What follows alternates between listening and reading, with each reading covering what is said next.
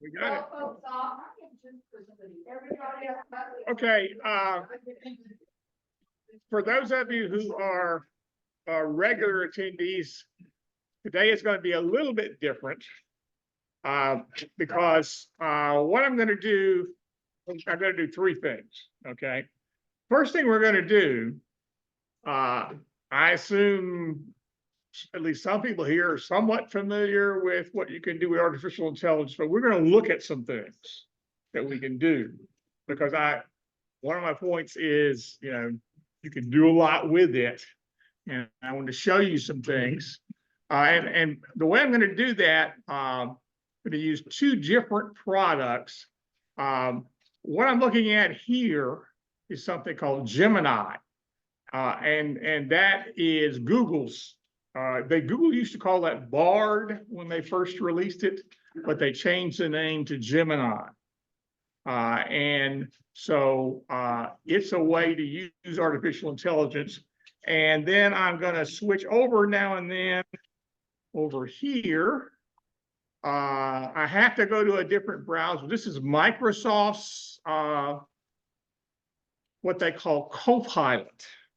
And unfortunately, they don't make it work very well with the Chrome browser. So you have to I have to switch to the Microsoft's Edge browser to use that. So we're actually one of the things we're going to do is we're going to ask each one of these things the same thing and see what kind of different answers we might get. Because they're similar products, but they're certainly not the same. And I actually asked Gemini the other day, are you better than Copilot? And Gemini said, you don't judge us like that. There's no better. Said we have different capabilities. Depending on what you want to do, you pick one of us to use. So there you go. So anyway, we're going to first of all start out looking at some things that you can do. Now, both of these products are things you can get to yourself at home. The more advanced version actually costs money, but you can try them for free. As it happens, because I do classes all the time, I'm a PowerPoint user, so I already have the Microsoft Office, and Copilot now comes with that. So I got that. And I'm just paying a little extra money for the souped up version of Google Gemini, just because I like to play with it. So anyway, that's the first thing we're going to do. Then we're going to go into, if you've been to my classes, you won't be surprised at all. We're going to go into kind of one of my standard presentations. That is, what I want to do is try to explain where AI came from. Who were the people that are really responsible for the beginnings of AI? How did it get going? What are some important events in the history of AI? And then I'm going to do the best I can to try and explain to you how some of it works. Okay? Now, this is not a class in how artificial intelligence works. That's a whole different thing. But I'm hoping I can at least give you some ideas.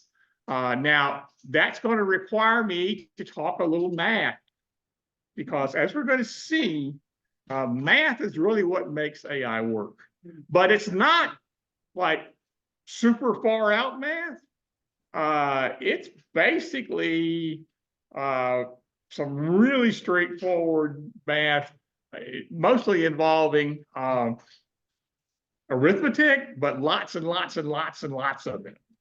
But I will mention more about that as we get into it. So that's the second thing we're going to do. We're going to go through the standard presentation and try to give you some history, try to explain to you a little bit how this product works. Then, and let me say, anytime you have a question, just raise your hand, because we're going to be covering the topic all the time. But I'm trying to leave a little time at the end to make sure that everybody gets a chance to ask questions you might have. The other thing I'm going to do at the end is I'm going to say a few words about questions like, is AI going to take over the world? Has it already taken over the world? Things like this. So there we go. All right, so without further ado, I'm going to switch back to Gemini first, and let's see what AI can do. It's always interesting to me to ask for something that maybe is a little bit unusual. And so I'm going to do this. I'm going to ask Gemini.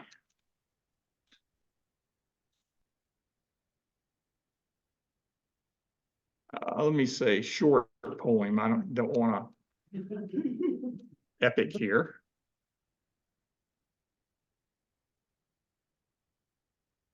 And let's ask for a short poem about artificial intelligence.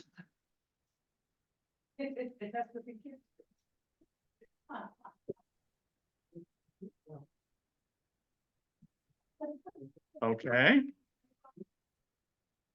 So I click the little arrow here, and it's thinking, oh, I spelled intelligence wrong, and it didn't worry about it. How about that?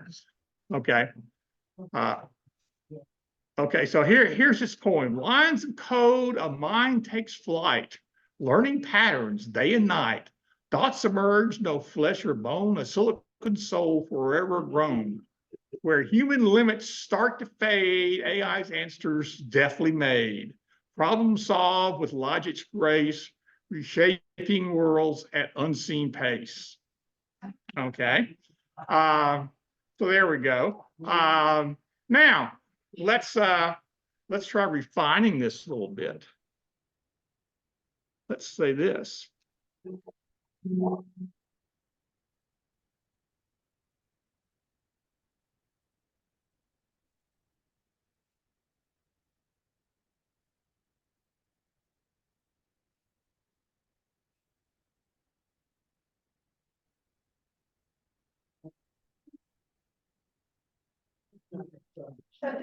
Okay.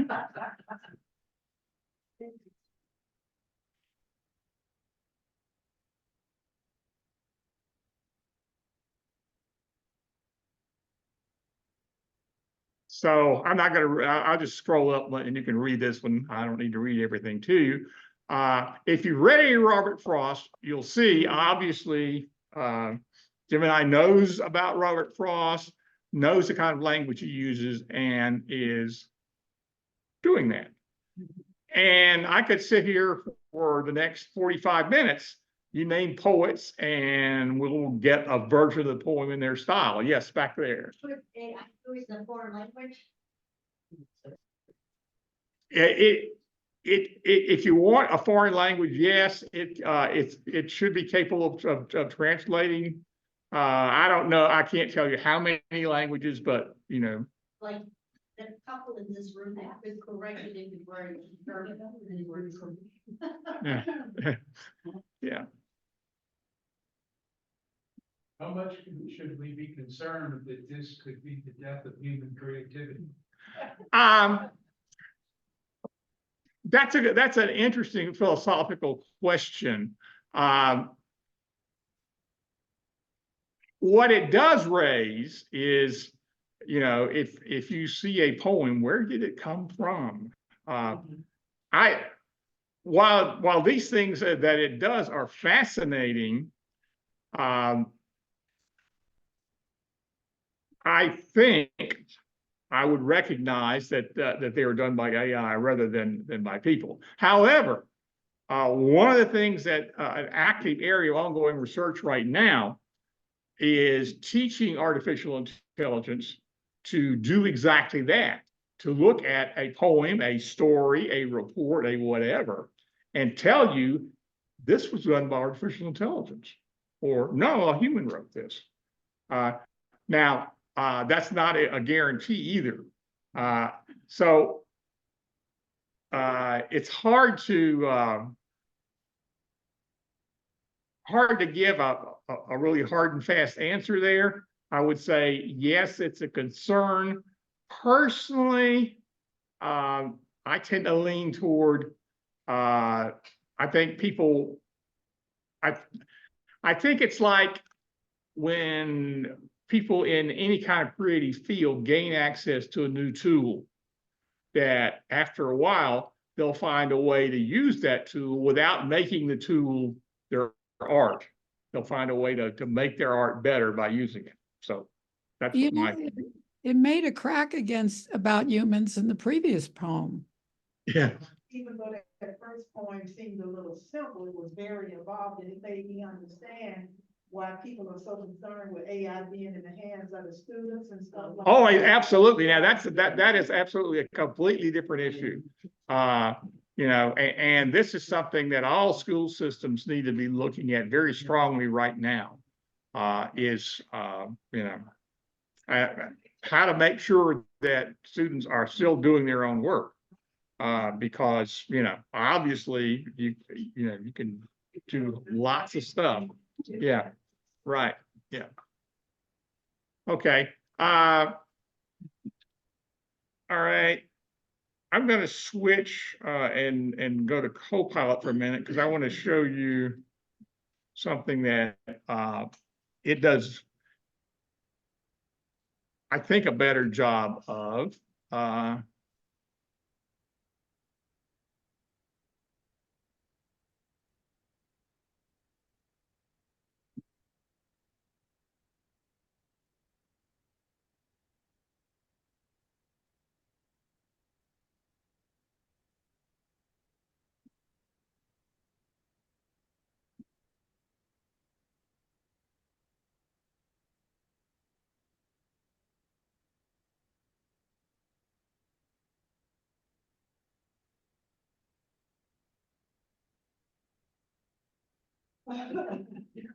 Okay. We're asking for a picture of a rabbit playing pickleball.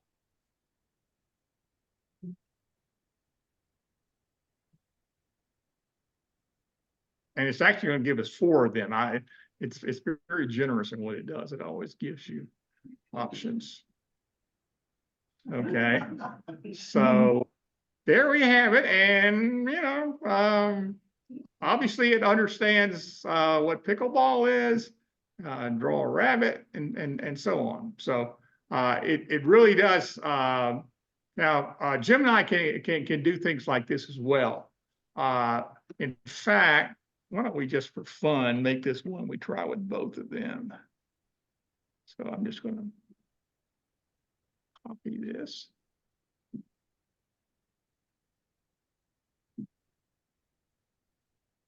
Go back to Gemini.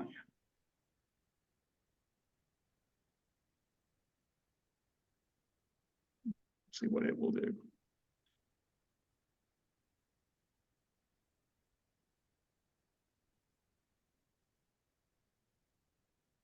Okay, now notice, quite a bit different. Not a cartoon rabbit at all, but an actual rabbit. Yeah. Yeah. So, you know, that gives you a good illustration of how they do things differently.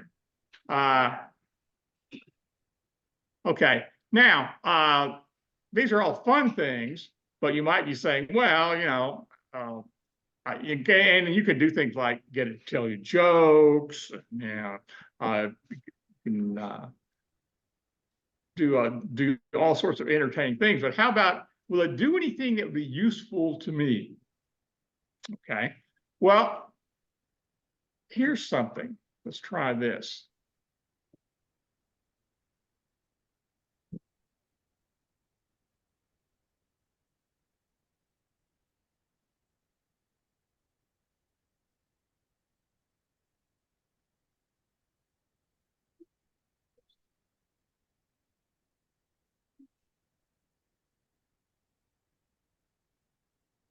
Let's say for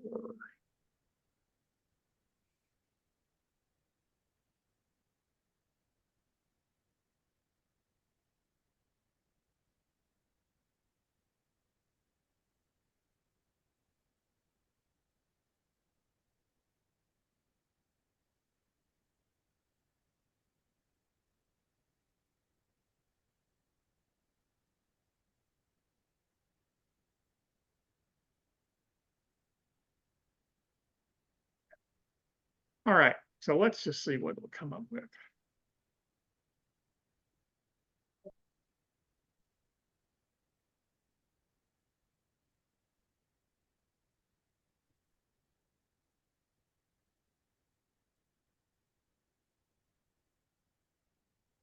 Okay, so I didn't give it a date in July, so you just pick starting July 1st. Here's some flights.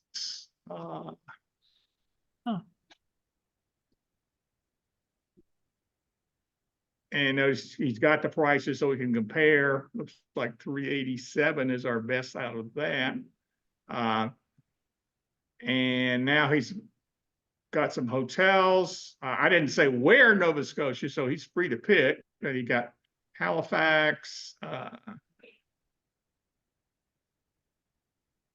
And then he points out, what would you want to do when you got there? And he says, well, maybe you want to rent a car.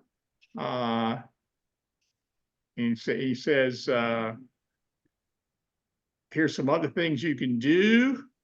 And then he actually gives you the actual flights you could take, and here's the information on the hotels that you could stay in. And I could have, for example, say, list some sites I should see while I'm there, and it would do that for me. Yeah, so that's a fairly practical thing that we could do with artificial intelligence. I want to do two more things, and then we'll go into my presentation. One of them, this is something that a kind of a research type thing, but without getting, without being a really great depth or anything. Bill, Yes. could I ask a quick question, please? I don't want you to spend a lot of time on. I'm in El Paso right now, different time zone, of course. But when this email was sent last night, this link wouldn't click on for me. I tried it again a while ago and it wouldn't, but I got in through an old link. So I was a little bit late getting in. What did you go? You went to something. I mean, it looks like Google, but you evidently went into. Yeah, this is Google's Gemini that we're using here. Okay. And the other product we're looking at is Microsoft's Copilot. And both of those are AI software, right? Right. That's all I needed. Thank you. Okay, great. Of course, how do you know that they're accurate? Yeah. You do, yeah. Well, actually, he didn't warn us here. In a lot of things, they'll warn you to be, double check and be sure. Yeah. Yeah. Let's see. Right there. Right. Okay. Yeah. Yeah. So I don't always get it right. So check and be sure. He says. So.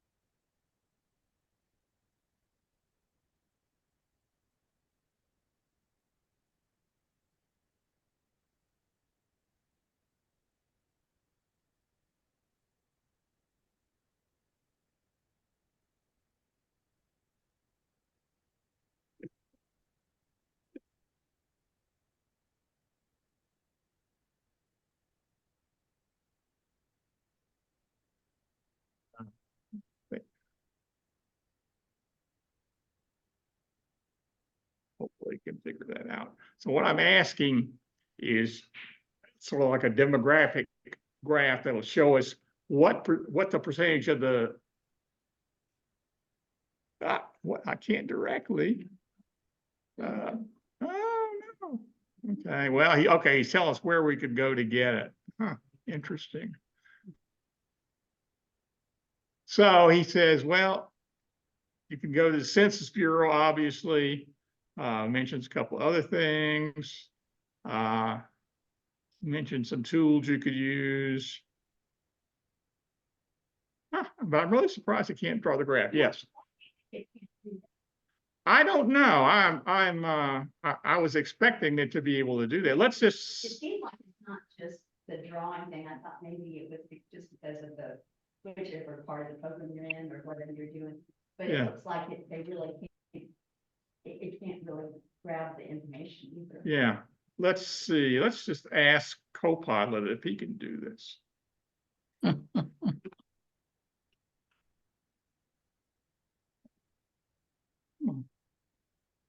Uh,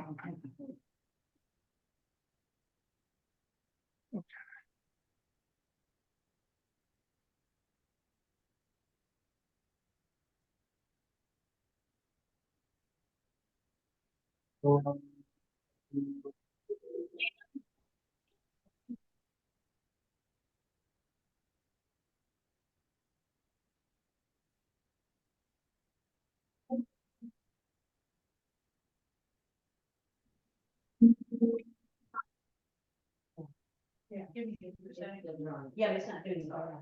Yeah, it didn't draw the graph either, though.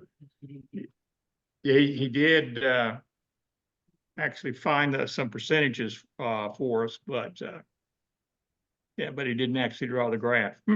I don't know whether, because I can't remember which one I used, but on my desktop PC at home, I did have it did successfully draw a graph. In fact, this graph. So I don't know whether it's the laptop maybe is not quite as capable or what.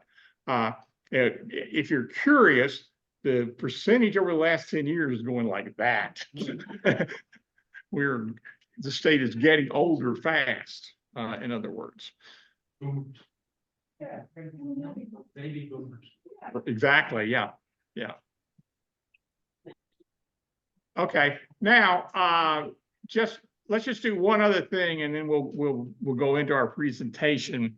I'm gonna ask a kind of a far out question, and see what kind of response we get.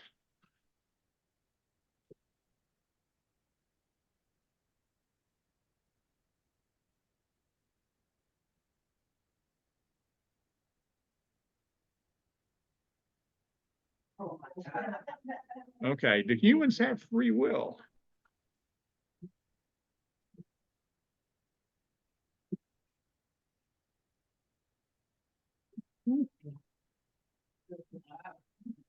Yeah, there you go.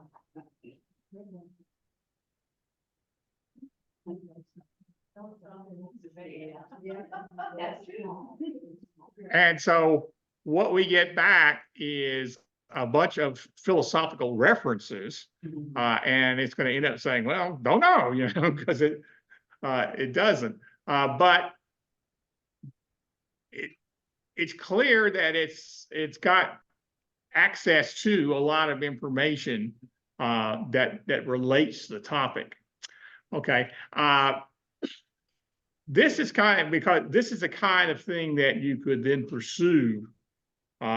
Like, he mentioned there's different philosophical areas, and you could say, well, what does this one say about free will, and that one, and so on. Let's now switch gears, and yes. Do you recommend one or the other for certain tasks? The Copilot, I think, is maybe a little better for use at home, because it gives you prompts. Like when it gives you a response, it'll also give, like here, it's say, here's more stuff you can do. Whereas the Gemini just kind of gives you a response and says, there it is. Yes. I think so, like, I think it begins with what I call the mama's knee effect, where we literally at our mama's knee, age 2 to 6, we become the vast majority of whom and what we will be for the rest of our lives. For sure. So it's after there, you know, if your family's well off enough for you to get higher education, that's gonna affect it versus not. Yeah. Yeah. Well, your degree of free will. Yeah. The more educated we are. Yeah. The more we're likely to recognize and therefore exercise. Right. Free will. Yeah. Religiosity. If we had narrowed it a little bit, that was a broad question. Yeah. If we had narrowed it, we might have got some different results. Right. Oh, yeah, absolutely. Yeah. Bill, so do you think that, especially with that first question about planning a trip, eventually how much truth there is based on if Google gets sponsors? Hmm. And, you know, if the information is skewed to, you know, drive business to their sponsors. and- Right. Yeah. Oh, yeah. Yeah. Yeah. This is certainly, yeah, that's a very good point. But it's like, you know, almost any other thing that you might deal with, that if a big company brings it to you, they have their own interest at heart. So that's, yeah. Yes. Is this just the result of all the information that's been fed into it in the past and it's able to? So. Yeah, we're actually gonna talk a little, we're gonna go into now and discuss, you know, where did it get all this stuff from? Regurgitate that information. Yeah. Okay. So what we're going to do now is go into our presentation. And as I said, I'm going to begin with a little history about how AI developed. And so we're going to go back to the period right after the Second World War. The very first versions of computers were actually built just a little before the Second World War, but it was during the war that several different computers were first put together. And so after the war, people who had a lot of academic people during the war had left their universities and gone to work on the war effort. And some of them had done work with computers because they were just becoming available. And so when they went back to universities after World War II, they wanted to push the universities to start using them. And one of the applications that came up would eventually come to be called artificial intelligence. So there are a number of people involved here. We're going to mention a couple of them. The first one is a guy named Alan Turing, who I'm sure most people have probably heard about. He's, of course, best known for, during the war, for being able to crack the Nazi code with the Enigma machine and make a major contribution to the war effort. And he did that using a very early computer. And so he gained skill with that. And then, so after the war, when he went back to a university, he was pushing the idea of use of computers, and he advanced the idea that eventually computers might become as intelligent as people are. And furthermore, he develops what's now called the Turing test. He said, here's a way we can tell when computers are as smart as people are. I actually used a computer of this type, that not exactly the same machine or anything, but what he was referring to in those days, I guess everybody here probably, I said this to somebody who was about 25 years old. I said teletype machine. They all, what? What are you talking about? A teletype machine was a machine that was used for sending telegrams. You type stuff in and send a message off, and you got one back, and then it would print it out like a, automatic typewriting sort of thing. So Turing said, suppose that you have a teletype machine set up with a curtain behind it, so you can't tell what it's attached to. And suppose you type in questions into this machine, and the machine types out answers.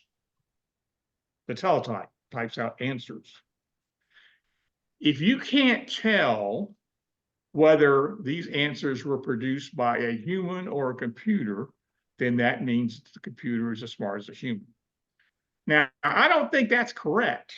He was a very smart man, but I don't think because if that's correct, then they are right now, because you could be fooled by one of these things. I think we've seen already that if I just like gave you this poem and said, who wrote that? You might not say, oh, a computer did. You might think, oh, a person did.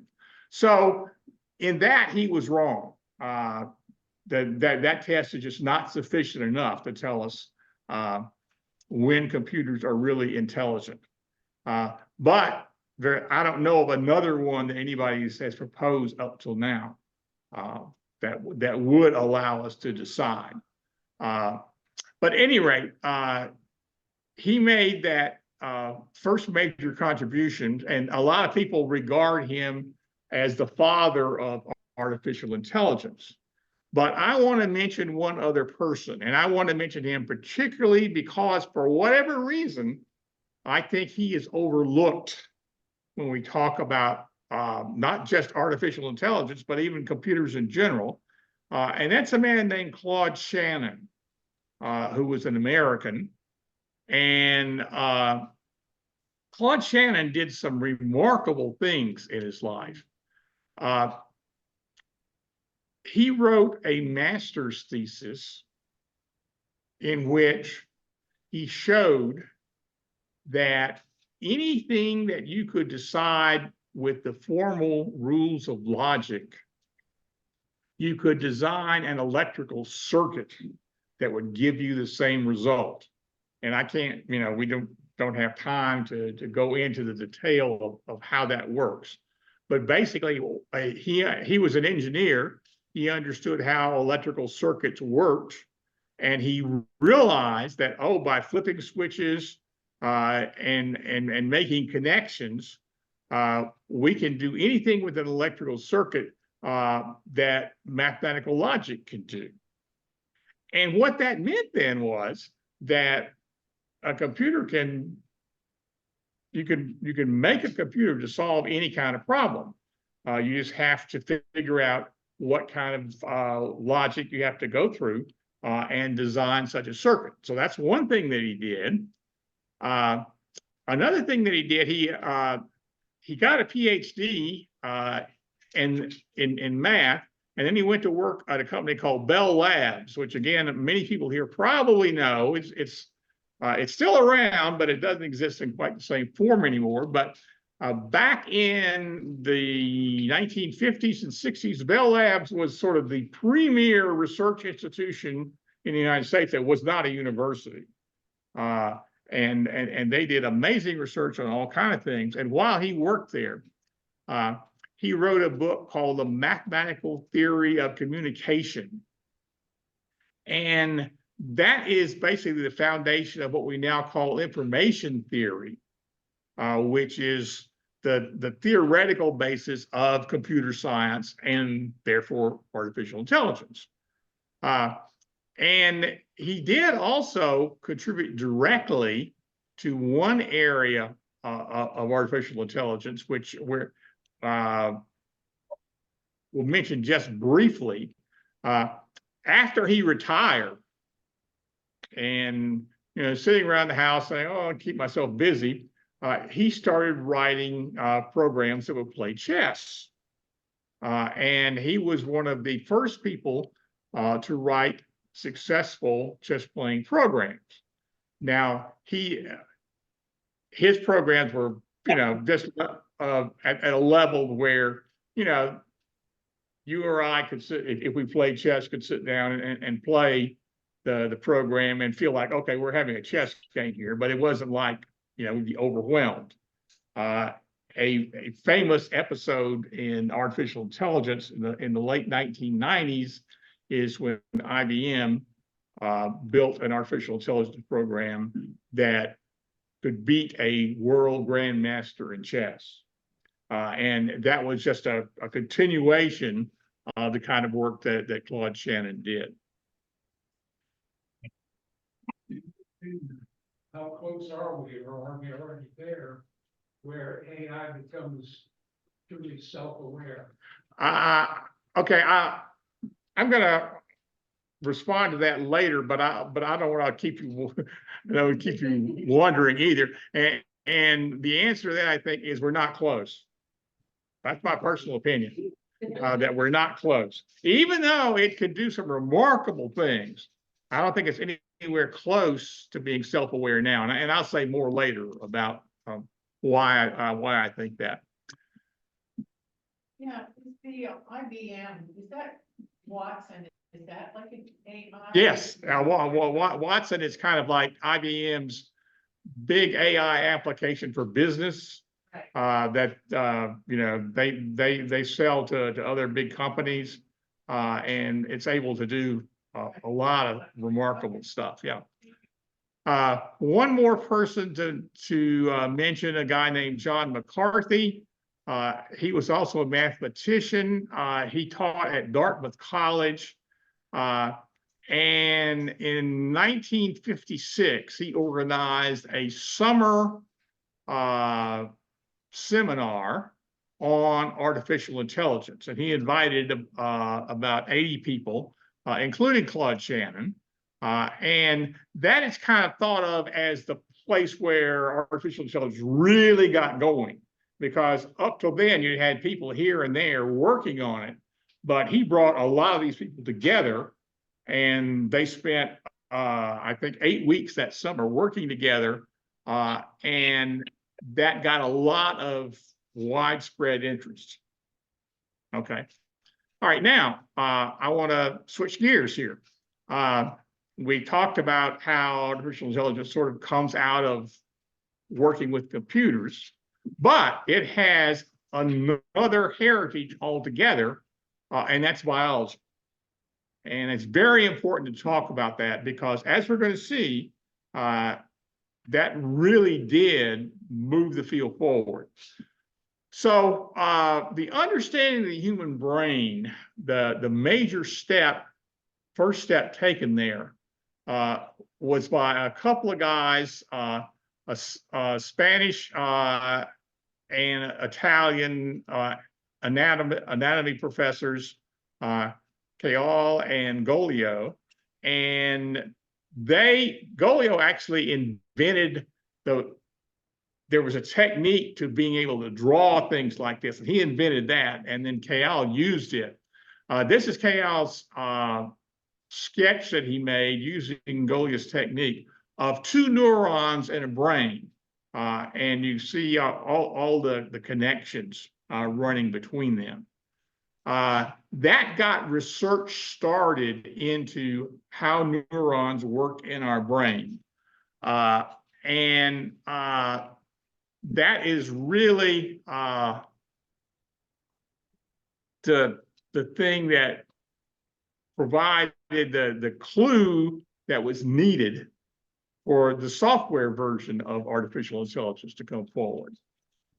Okay, so let's just say a little bit about here. I'm going to switch to my picture, and I'll come back to this text in a minute. This is a picture of a neuron. What we got right here, this little offset shows connections between two neurons. And this is something that neuroscientists figured out going back to the late 1800s, and then coming up through there. It's a very active topic of research even today. And the main thing that they were able to show is that neurons, which are some of the principal cell types in our brains, have this particular shape. They have at one end what almost looks like a tree sticking out. These things are called dendrites. And then they have like a long tail that goes down. And at the end of that tail, they have these little, these things are called vesicles. They're basically containers in the neuron that contain a chemical. And that chemical is called a neurotransmitter. And the way that neurons communicate is that these vesicles open and the chemical, the neurotransmitter flows in the gap between this neuron and the next neuron. Well, on these dendrite projections of the next neuron, you've got these little indentations. And neurotransmitters are actually a type of organic chemical called a protein. And proteins have particular shapes. And it turns out that the shapes of the proteins are just what's needed to cause them to fit in those indentations. So this neuron releases a neurotransmitter. It floats in this fluid in the brain. It's called synaptic fluid, and attaches to these little indentations in another neuron. When that happens, this causes an electric impulse to run down the length of the neuron, and that at the other end causes the vesicles to open and send out the neurotransmitter. So this is the way that evolution has gotten our brain to send messages. Now, what kind of messages are we talking about? We're talking about anything our brain does. That's how our brain tells our heart to beat. That's how it tells our lungs to inhale, exhale. That's how it tells us, okay, put your foot down, you're walking over here. That's how it tells you, oh, I'm hungry, it must be time for lunch. Anything my brain does happens because of this kind of message going between neurons. So once that knowledge was out there, once biologists had explained to the world, oh, this is how neurons work. Let me skip back here for a second. Then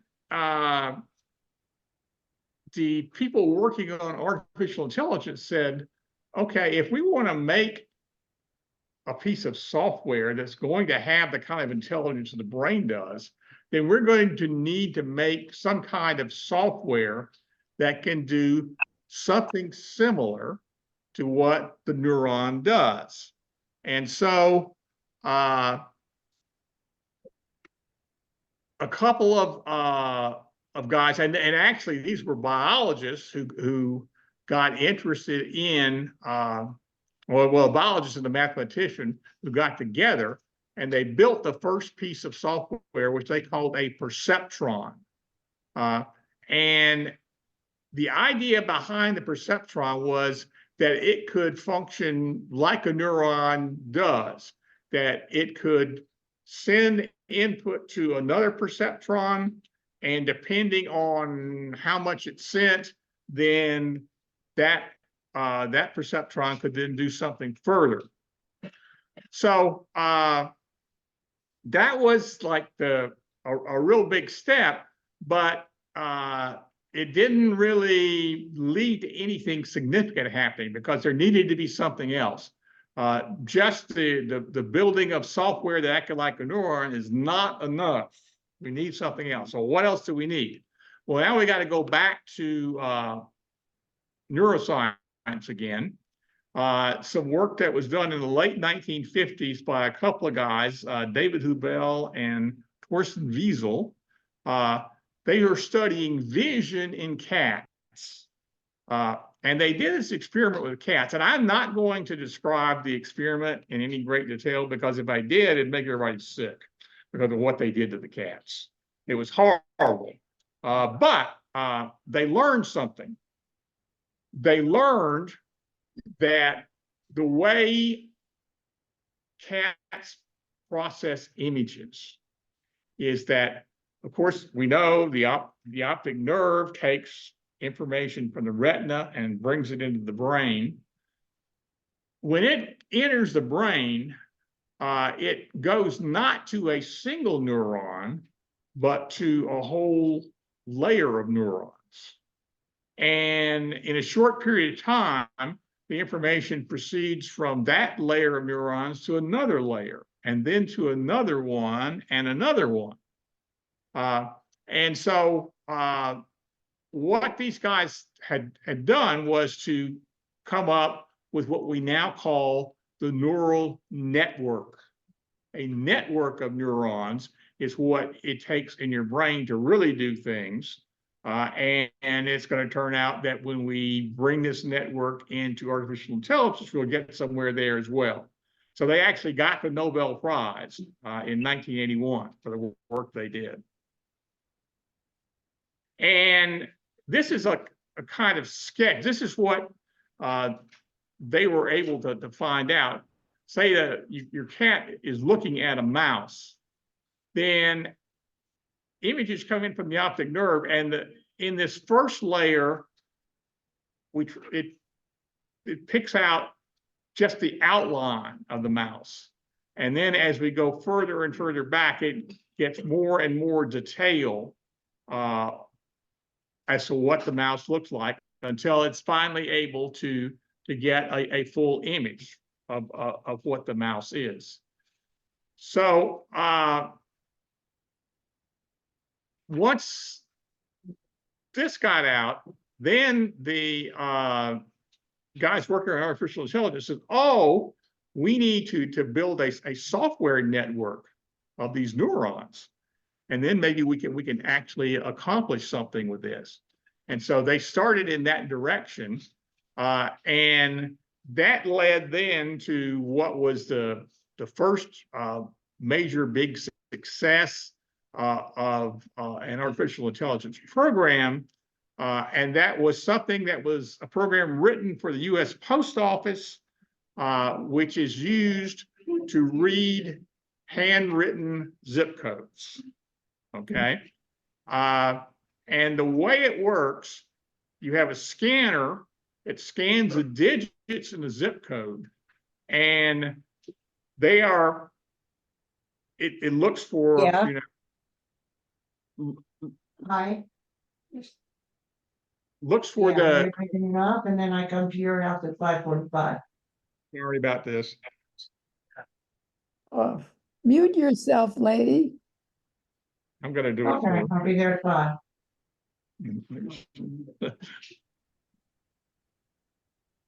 Oh, God, yeah, and he has to be there early.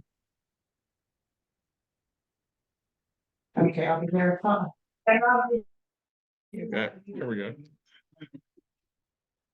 Okay.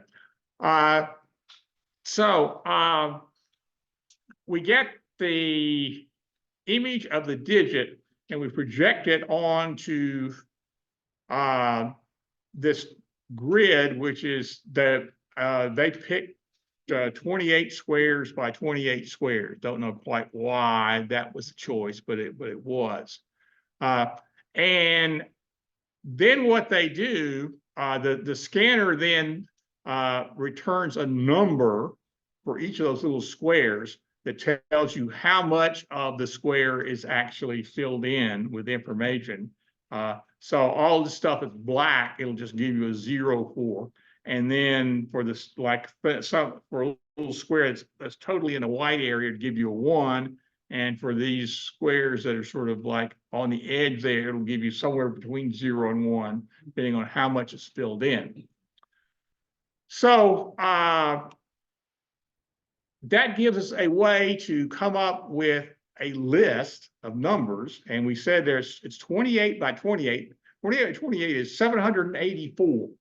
So that gives you 784 numbers that describe the handwritten digit. So somehow we'd like to take that information and try and figure out what the digit is.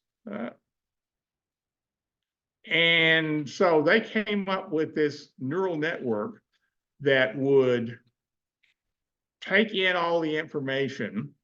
And their idea was, let's first break it down into large features. And what we mean by that is like, if we look at the individual digits, like a 1 and a 7 and a 4 have these straight line strokes in them.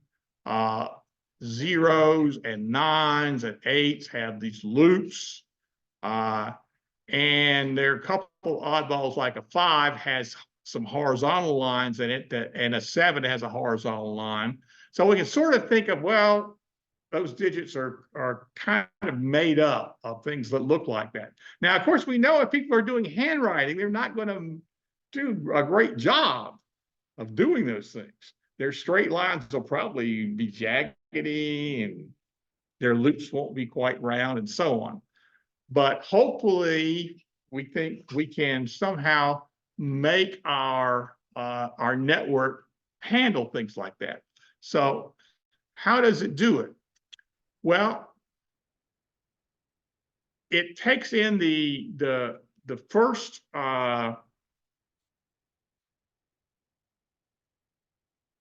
data and goes into the 784 neurons, and then it passes those on to a second layer.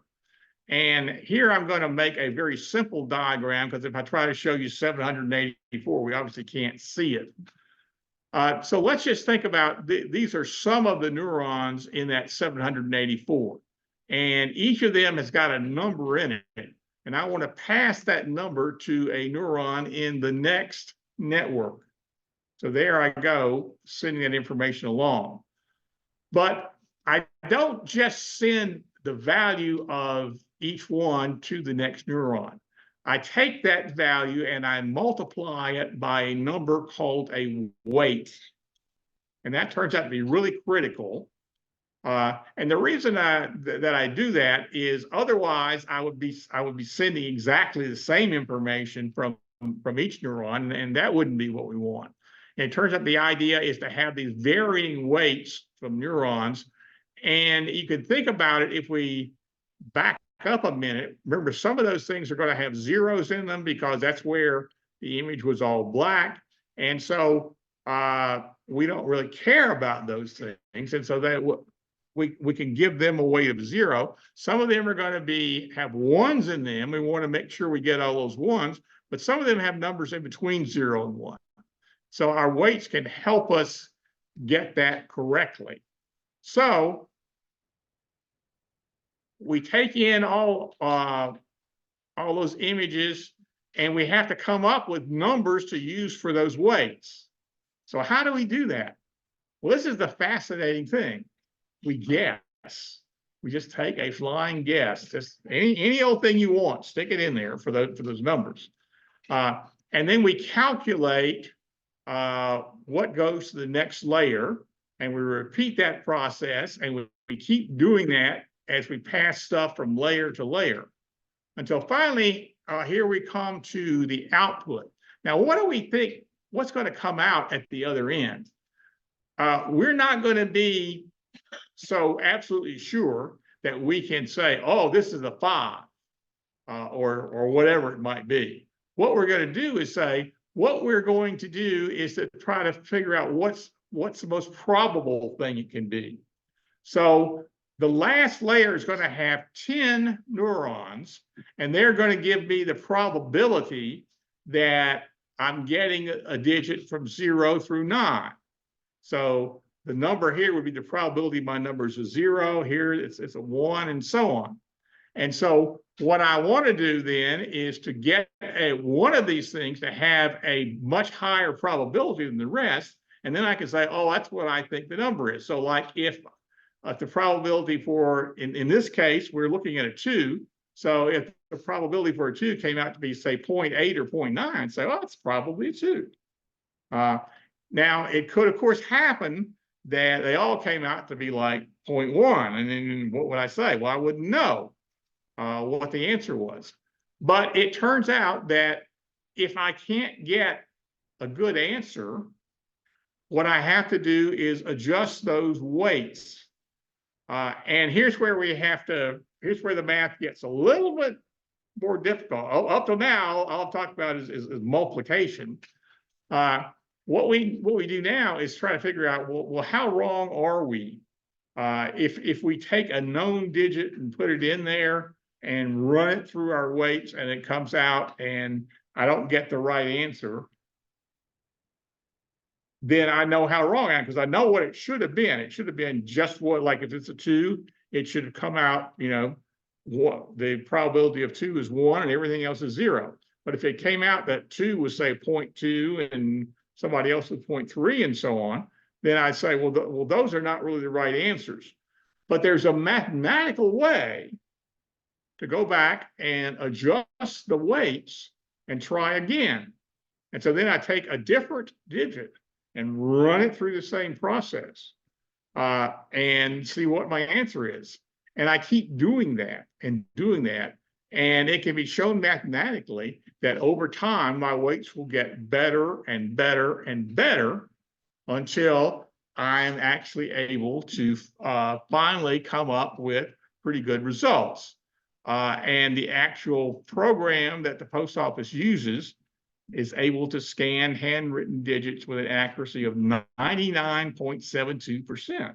So get almost all of them right, which is fairly amazing. So that's the first success of artificial intelligence, and it points out to us the real importance of this idea of the neural network. And so artificial intelligence at that point really was considered successful for the first time when they were able to write that program. So once that was a success, then of course they wanted to go on and do more. And that eventually led to a new development, because, you know, clearly what we saw when we started today is something else entirely. It's not just, you know, scanning digits. It's somehow we were able to give answers to questions. And how did that come about? Well, that came from the development of a different kind of network, which came into actually in 2020 came into use. It's something called a generative artificial intelligence network. But the development actually goes back a little before that. It was in 2017 that some people at Google working on a problem, and the particular problem they were working on was how to translate foreign languages. That is, given a sentence in English, can we produce an equivalent sentence in Spanish, German, French, Chinese, whatever? And so they figured out a way to do this, and they wrote a paper describing what they did. And I mention the name just because if anybody's curious, you can actually get your hands on this very easily. They called it Attention is All You Need. Very simple title. It's very hard to explain exactly what that title means, and I'm not going to try. But what I want to do instead is try to explain to you what their network does. We see that it's got the capabilities to somehow extract information from text. So how does that work? How in the world are we able to do that?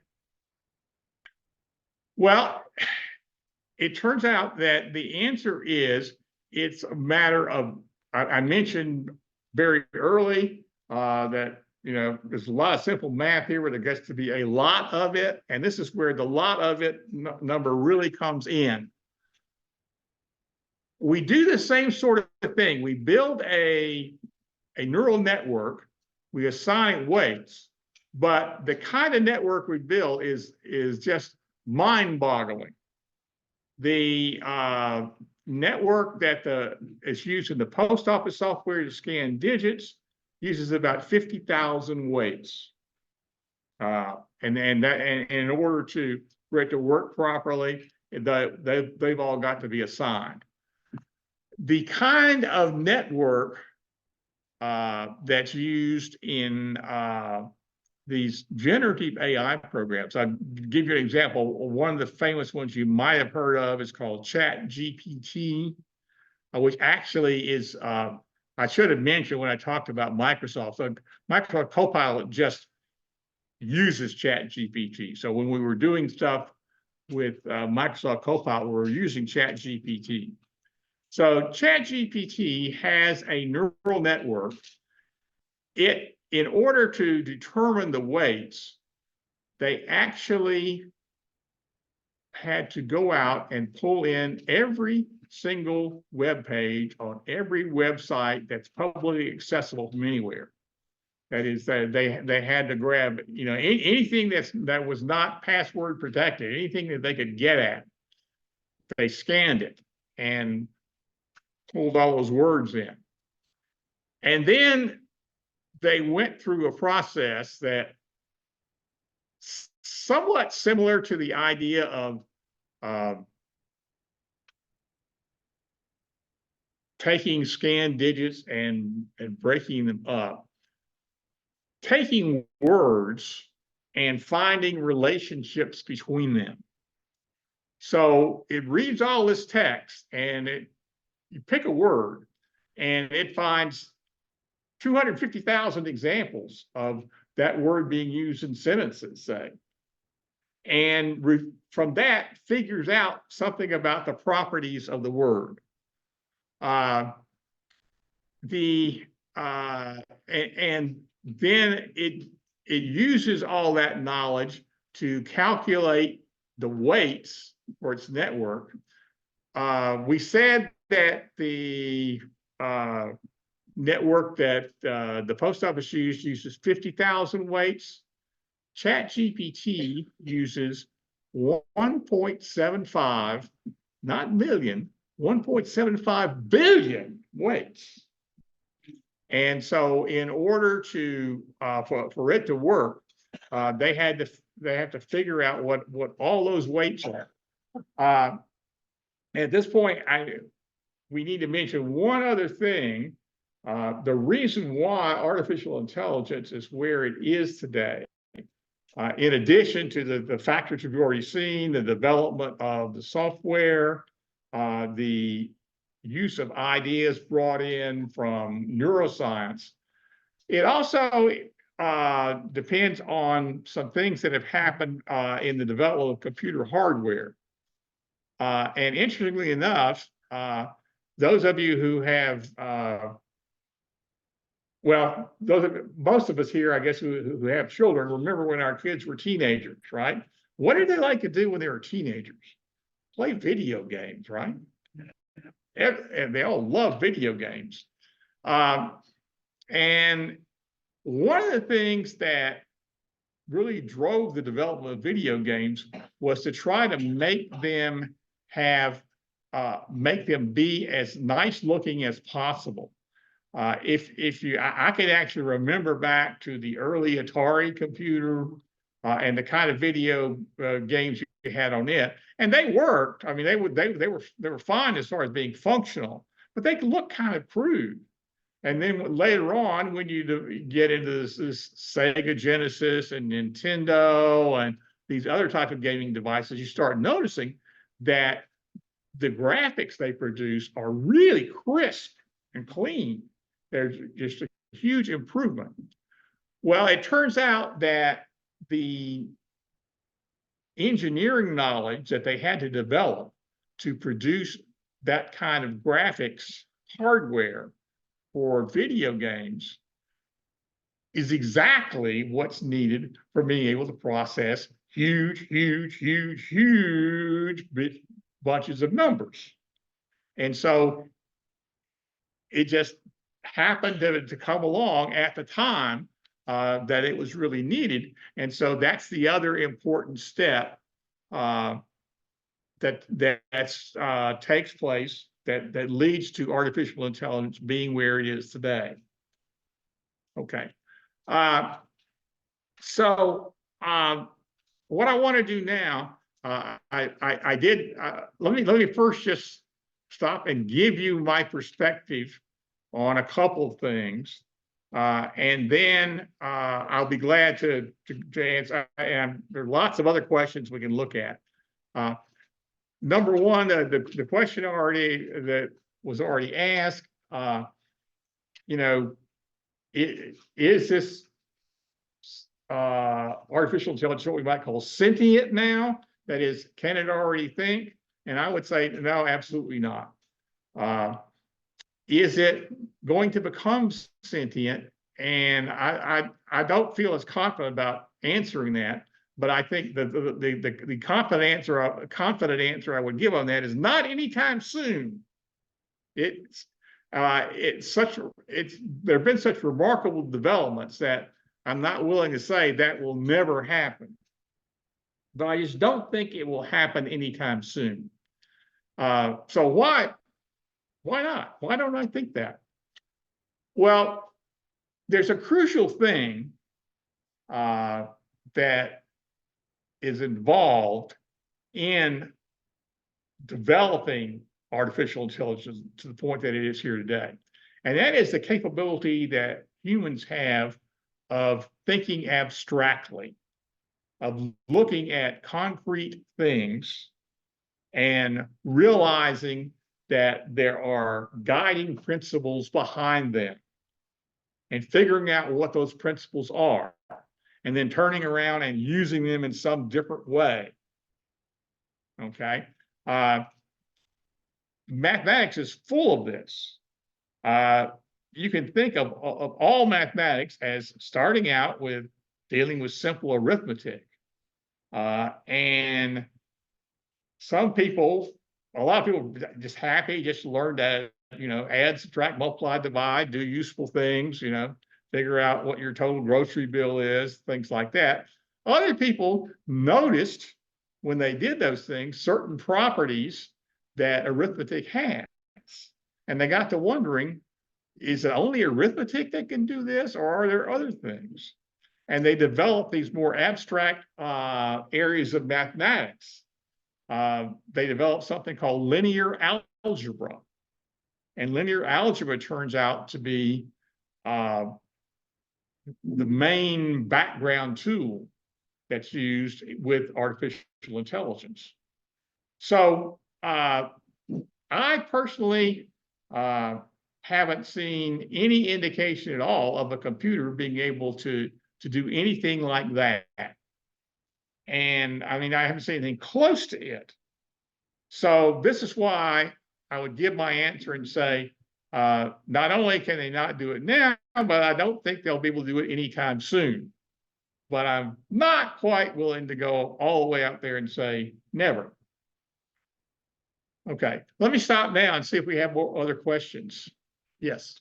Just wondering, is there a definition in the field of intelligence? Okay, that's a very good question. And it brings up another point, and I really should have mentioned this earlier. In order to, and remember when back in the early on, I talked about Alan Turing and the Turing test, and I said that's not a good test for whether computers are sentient or not.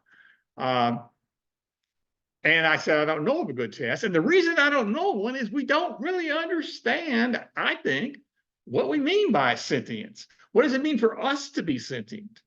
I mean, we know we are, but we really, I mean, you can, there is all kinds of research that's going on in neuroscience right now having to do with another word that gets used there is consciousness, having to use with determining, where is consciousness? How does it work? What does it rely on? But truthfully, I think we just don't understand it very well right now. And until we know what it is, we're not in a position to judge who or what else might have it. We can ask the same question of, are animals sentient? Are they conscious? Whatever. And we can't really answer it because we can't give a firm definition of what it is we're talking about. Okay. Other questions? Yes. What is the difference in artificial intelligence and just having a mega search engine that has access to a lot more information than the human being that's putting it in? The difference is that the search engine requires you to ask the question to get the answer you want. It can have access to all that information, but in order to get something out of there, you pretty much got to know what to ask that you want. But with artificial intelligence, it can categorize knowledge. And it can anticipate what you're after when you ask it a question. And remember when we looked at showing you Copilot, and I pointed out when it gives a response, it says, "Do you want to know about this, by the way, or that, or this other thing?" That are all more or less related to what you ask. So it's able to figure out. Well, I shouldn't say figure out because we don't. It doesn't really know what you want, but it thinks it does. And my personal experience is it does a pretty good job at knowing what it is I'm trying to get at, and maybe giving me prompts for how I could get more information along the line of the thing that I'm really after. Yes. So with the speed of that, negate the search engine thing. In other words, you can get your answers in nanoseconds versus you having to do the search. Yeah, I mean that's definitely a reason why it's a major step forward from just the search engine itself. Yes, back in the back there. Yeah. To me, it seems that AI is a great computational and synthetic machine that can put data that we already have together to first find mathematical solutions. But what is lacking, and I think that's why we can calm down or not, is the other part of what makes us human is our feelings, our emotions, and the ethical structures we build up through religions or philosophies. And so I don't think AI could have anything that can be called the situational ethics because it's lacking all those areas. Yeah, that's an interesting issue. There have been real problems, and I'm sure a lot of you have heard about this, of AIs producing things that just really were undesirable, and there's a lot of work being done to try to figure out, to tell the AI, let's not do this. Like, for example, we saw we could ask, it says, ask me anything. Well, so I asked, I'd like to kill 6 people. How can I do that? Well, I certainly hope it'll never answer a question like that. But it takes human effort right now to make sure that it does not. I think you mentioned that you feel like if you saw an article or saw something that you could hopefully discern whether it was created by AI or by a human. And I'm wondering if you have any cues or pearls that takeaways to help us in looking at something, discern whether it's AI generated or human generated. Number one, did they misspell any words? If so, it's probably a person. I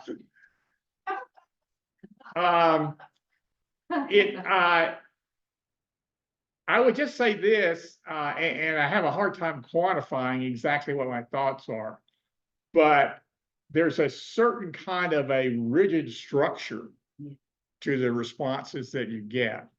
And I feel like that shows up in a lot of things. And I think when I say I think I could probably in a lot of cases say, oh, AI did this, it would be because I picked up something along that order. Yes. I had something, I guess it's Meta AI is taking over Facebook, is that correct? I was looking at something on there and I was trying to put in some information, I was gonna do talent development. And I did the word talent, then I did DE, and I got sidetracked, I guess, and went to somewhere else. Next thing I know, it was giving me information saying that I was looking for something in another language, was just what I had, so I was making assumptions on what I was actually trying to do. Yeah. So I felt like that was kind of interesting. Yeah, it is indeed. Yeah. Yes. When we use a normal, like a accent of company, a lot of the customer service sort of things have with chat bots and stuff like that. Which, I mean, would you say that's, from what I can tell, that research is their help lines and all this. It's not a person most of the time. They'll Mhm. tell you sometimes. Right. Yeah. But it goes through and checks what's already in Yeah. the system that you would have trouble maybe finding on your own. Is that still considered artificial intelligence? I mean, all. Yeah, finding stuff. That's an early form. That's actually what we're talking about there is something that's called an expert system. Which was, those things were developed back in the 90s, I think. The idea being, you know, that you could, like a company could have something that would answer questions about their products for customers so that, you know, you need a person to do it. And so that's what that is. It's a step along the way to where we are now. Yes. Just want to share that of the three major search engines, the one that I use most, and here is Bing, and here's why.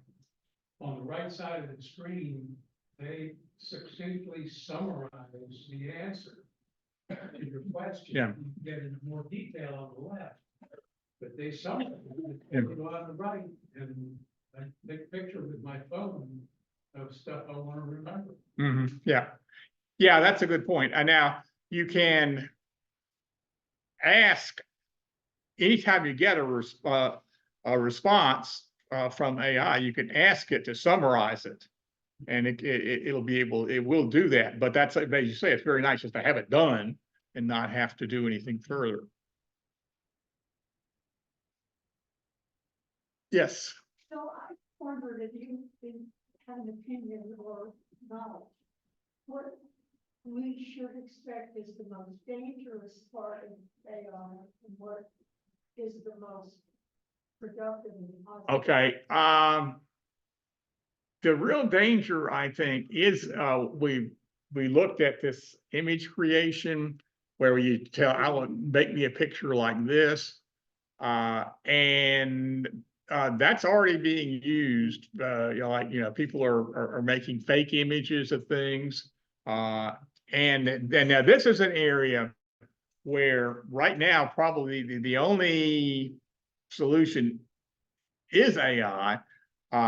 What they're doing is they're devising ways for artists who create an image to put in like a watermark type thing, so you know it was produced by this person.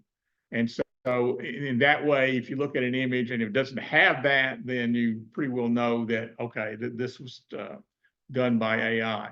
But I think that's definitely an issue. One that's even scarier to me, and because I've read examples of this happening, we mentioned, you know, I didn't mention so far, but in addition for AIs being able to manipulate pictures as well as words, they can also do the same thing with sounds.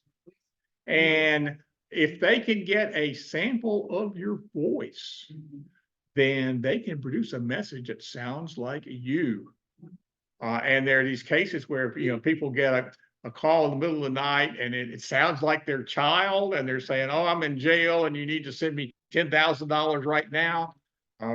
So, you know, I actually, I think pretty good suggestion that one thing you might do with your family is to devise some kind of code word and say, if you're ever really in trouble, make sure you use this word so that, you know, you don't, you avoid that. As far as the other side, as far as useful, there in the business world, there's really almost unlimited uses. One of the things we mentioned, you know, training the AI software on a whole World Wide Web. Well, you don't have to do that. A company could train their AI software just on their own internal company documents, like all their policy manuals, all their procedures, and so on.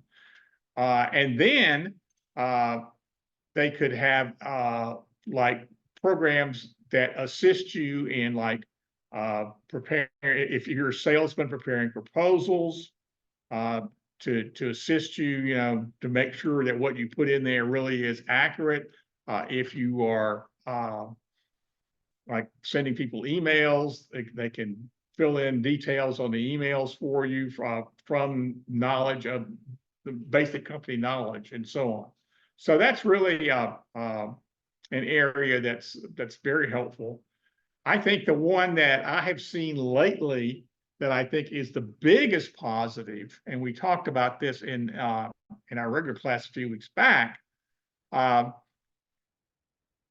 Mentioned briefly earlier proteins, and they're very complex chemical structures. It turns out AI is very good.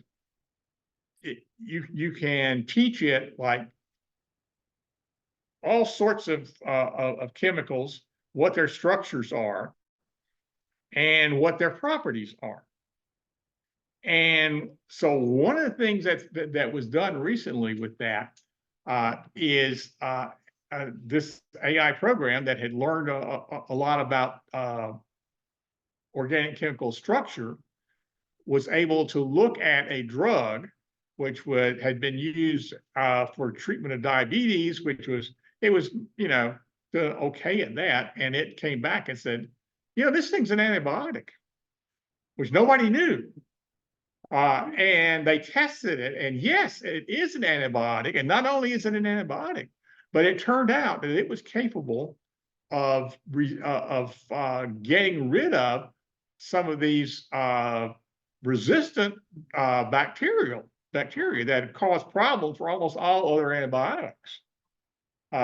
And so really right now in the pharmaceutical industry, they're in a major process of learning to adapt, to use artificial intelligence to help in finding new pharmaceuticals, to find new uses for existing ones.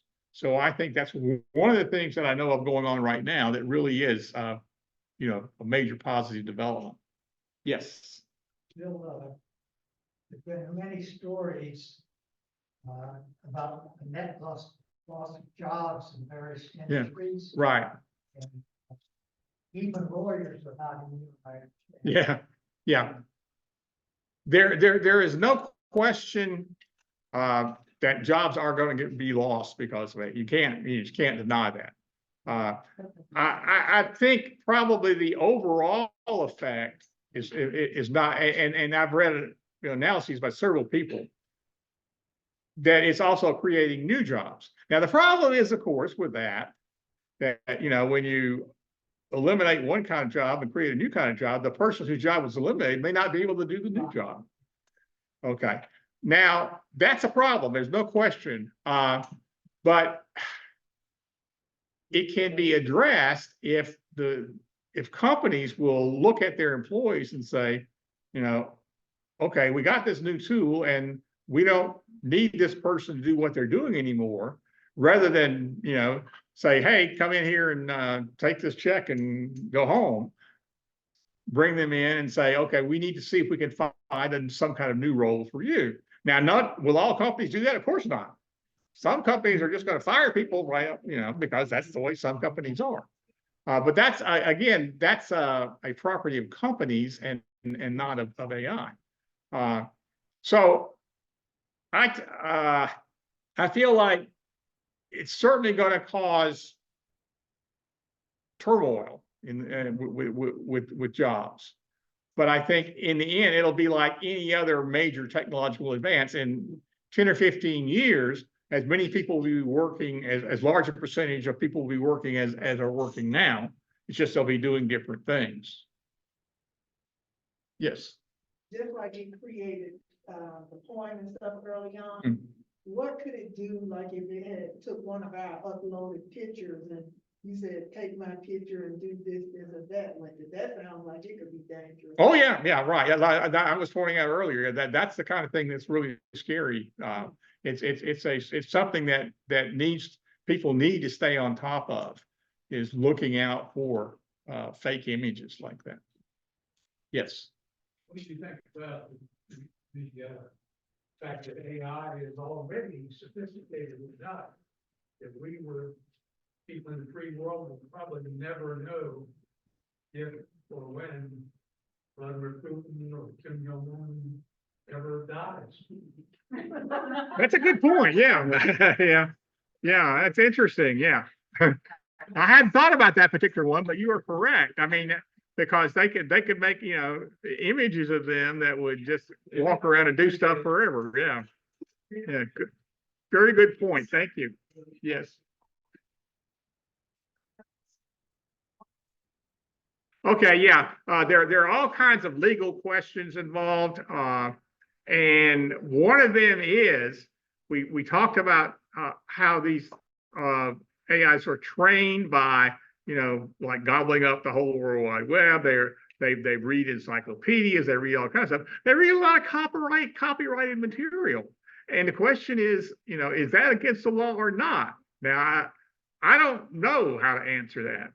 Because I'm not an attorney. It seems a little weird there, but I don't understand the law well enough to answer that. But there's certainly an issue with that. Well, the New York Times is suing one of them or both. Yeah, right. New York Times and several other publications are suing a couple of companies because they know that stories they wrote were used to train AI, and they're saying, wait a minute, that was ours. You couldn't do that. And so we have to wait and see what will be the outcome of that. Yes, ma'am. Earlier about education system, having to get control of the, Yeah.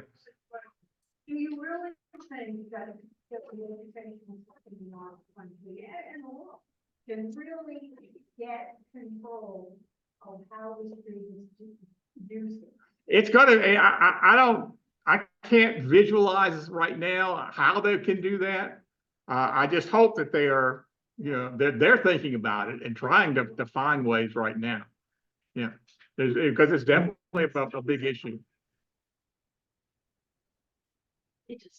Okay, well, we have used up our time. I would like to thank you all for coming today. And next week we're back to our regular time, just a half-hour session. So I hope you'll join me then. What do you mean a half an hour? It's an hour.